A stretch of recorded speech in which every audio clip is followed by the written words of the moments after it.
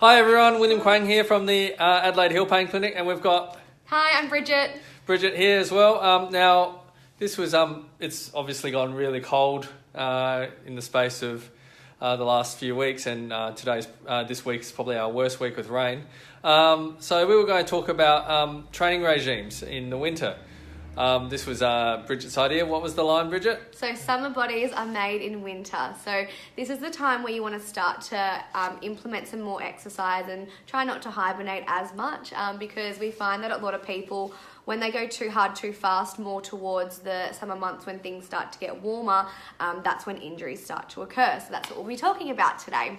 Yeah, so one thing I might talk about first is load management. One of the most common injuries that we actually see here, I know that we're the Hill Pain Clinic, but we also see a lot of knee pain patients.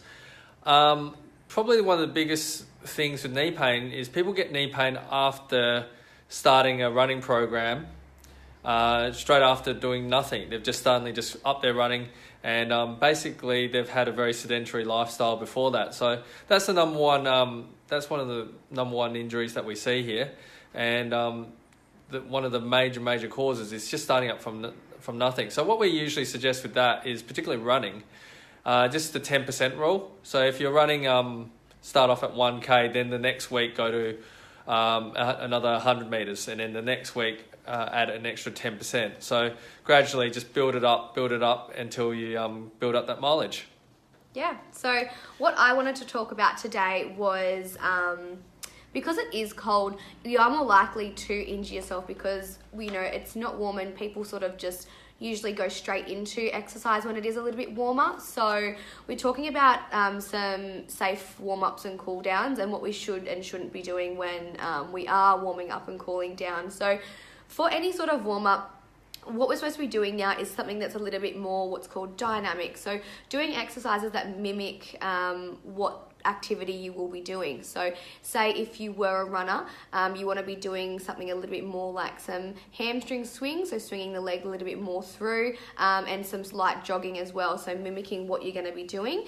If you're doing more weights-based training, some squats without any weight to them, anything where you're moving and mimicking what you're doing but without the maximum load is what we should be doing. So just, in that replicating activities and depending on what you're doing. But then when we come to our cool down, that's where we can do what's called static exercises. These ones are going to be a little bit more tame and low impact, so holding stretches a little bit more. And we want to focus on what part of the body that we have worked on that particular time. So if you have done a little bit more weights-based things, we can work on the big muscles, so hamstrings and quads, and stretching those ones out. And if you are running, same sort of thing, also working the upper body as well, just to make sure that everything is stretched out and cooled down and the muscles are brought back down to relax.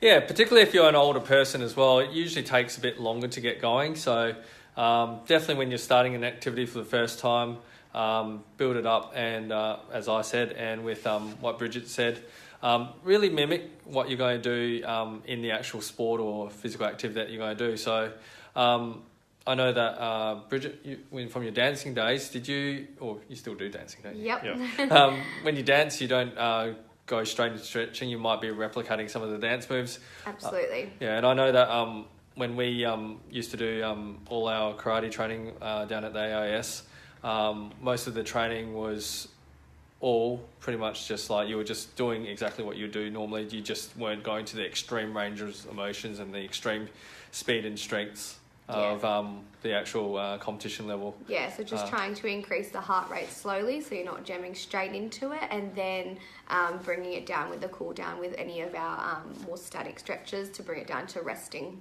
Yep. Okay.